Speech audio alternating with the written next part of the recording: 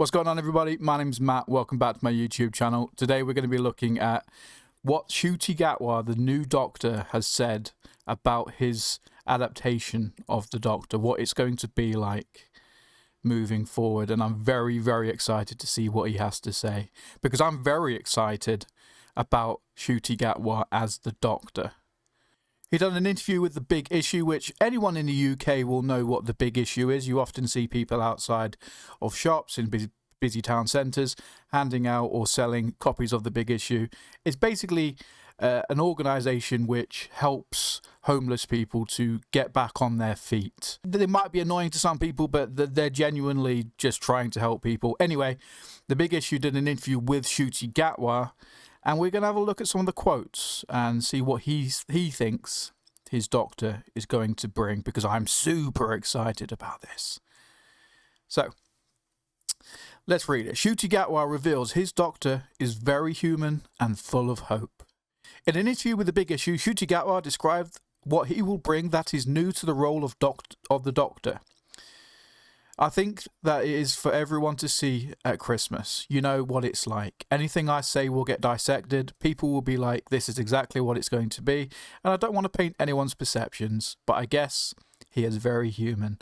Kind of ironic that I'm dissecting this, as that's the first quote. Yes, I'm going to dissect it, Ncuti. I'm very sorry. Gatwa's full name is Mzero Ncuti Gatwa, and Mzero means hope, so I must remember to have hope, because what else is there? And this show always reminds me of that. There's always hope at the end of each episode.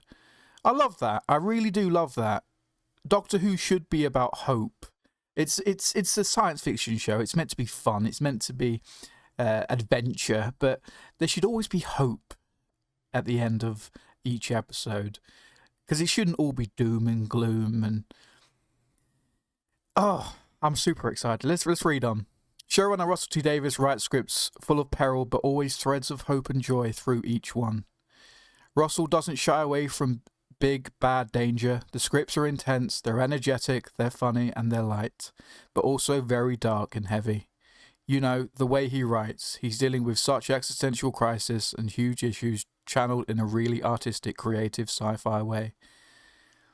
I couldn't agree more. The way Russell T Davies writes is amazing. That he obviously has a message that he wants to deliver, and a lot of his programming is political, and based on his own experiences in his own life, like due to his sexuality, etc. So, one show that really comes to mind when I think about that is It's a Sin. Now, that was a beautiful show. I don't know if any of you have watched it, but I bawled my eyes out at the end of that series. I was so invested in the characters, the story, and the journey that they went on.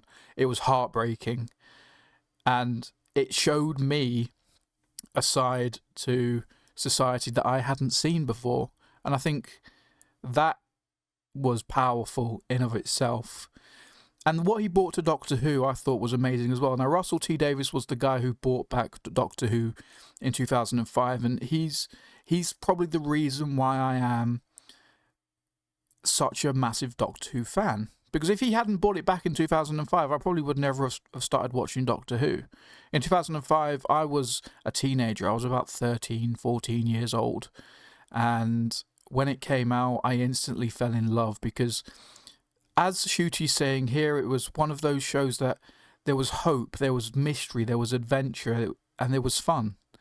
And because it was sci-fi and it was aliens, it instantly had me hooked. But it was all of the programming underneath, and all of the things that happened underneath, all the little sub-messages, all the little subplots that I really, really enjoyed with Russell's writing. That was kind of lost a little bit when Stephen Moffat came in and Chris Chibnall. I'm not the biggest fan of Chris Chibnall and his run with Doctor Who. But I didn't mind Stephen Moffat. I actually quite liked some of his stories. And Matt Smith's run as the Doctor was absolutely amazing. But you can't beat Russell T Davies, in my opinion. It's like with Stargate for me. So any of you who are watching this who also like Stargate will know that I'm a massive advocate for having Brad Wright back as the showrunner. because I honestly feel like to recapture that magic is going to be incredibly hard for anyone new coming in to make a show. And obviously Russell T Davies isn't going to be sticking around for Doctor Who forever, and someone else will replace him at some point. And that does worry me, because I loved Doctor Who with Russell T Davies. I loved the direction that he took it. I loved the stories that came from it. The article continues. Gatwa will star in the first full Doctor Who episode, The Church on Ruby Road, on Christmas Day. Christmas can be hard for some people. It's not joy, joy, joy for everyone. Not that Doctor Who will be the cause of everyone's Christmas happiness, but it might bring joy for many people. It's nice to have that show that encapsulates ideas of coming together with respect and love. Showrunner Russell T Davies, who was also interviewed in the big issue, affirms Gatwa brings something very special to the role, and he says, with Ncuti, I feel like I've got a lovely, lovely secret I'm keeping close to my chest, and that soon everyone is going to see, because he does things the Doctor has never done before. Without me writing it at all, he explores areas that Ncuti himself naturally goes into, reacts in ways you've never seen the Doctor do before. It feels new and it feels completely Doctor Who-y all at the same time. I literally cannot wait. I think The Church on Ruby Road is one of the best episodes we've ever done. It's such a laugh, it's so much fun, it's so thrilling, it's so mad. It has an enemy, the like of which we've never done before. It has a fairy tale quality to it, it has snow, it has Christmas. I love it. Now, I cannot wait for Church on Ruby Road. I'm super excited to see Ncuti Gatwa's first performance. But what do you guys think about everything that I've mentioned from this article, from Ncuti Gatwa himself and from Russell T Davies? I'm super excited. I honestly am. I absolutely... I cannot wait to see what he brings to the role. There are rumours that his Doctor is going to be quite a lonely Doctor, much like Christopher Eccleston was in season 1. And this is kind of like a soft reboot for Doctor Who as well, so it's kind of like starting all over again. And Ruby is going to be his new Rose and bring him back to the light, because he's suffering with the guilt of the entire, or half the universe being destroyed, and also battling with the idea that he doesn't actually know who he is, because he's not a Gallifreyan or a Time Lord, because of the events of the Timeless Child. Now, I kind of do respect that from Russell T Davies, that he's not retconning that. He's actually going along with it, but he's going to put his own spin on it, and it's either going to go one of two ways for me.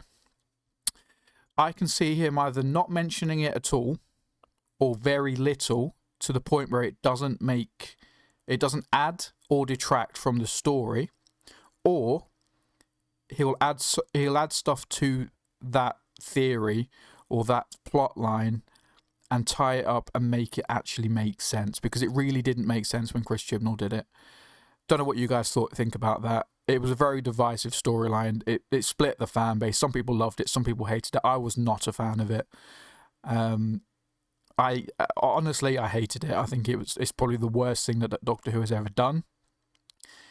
But I respect the fact that Russell T Davies is not going to essentially just rip that away from Chris Chibnall and say, yeah, we're going to go away with that plot line. He's going to go ahead with it. It is a part of canon now, like it or lump it.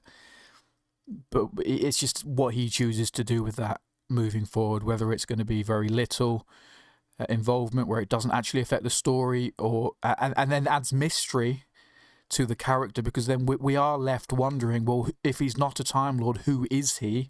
And it adds that mystery, and I feel like that's the magic that got me involved in Doctor Who in 2005, because when Doctor Who came back in 2005, the mystery element was the Time War, and they did over-explain the Time War and showed us too much of it by the end.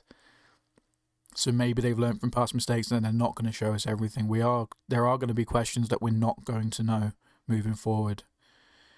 It's just going to be one of those things that is always going to be a mystery. And that's not a bad thing with a show like Doctor Who. There's going to be things that we don't know and we're always going to be left wondering. What do you guys think? Let me know in the comment section down below. And if you are new to my YouTube channel, please consider subscribing. I make Doctor Who content all the time. And any other topic around sci-fi that I find interesting, if I'm completely honest. So if you want to see more of my content, please consider subscribing. And if you want to, we also have a join button where you can... And if you want to, we have a channel button down below where you can become a channel member. No pressure, you don't have to, but it does help the channel a lot. As always, leave a like and a comment because those things help with the YouTube algorithm, and I'll see you in the next one.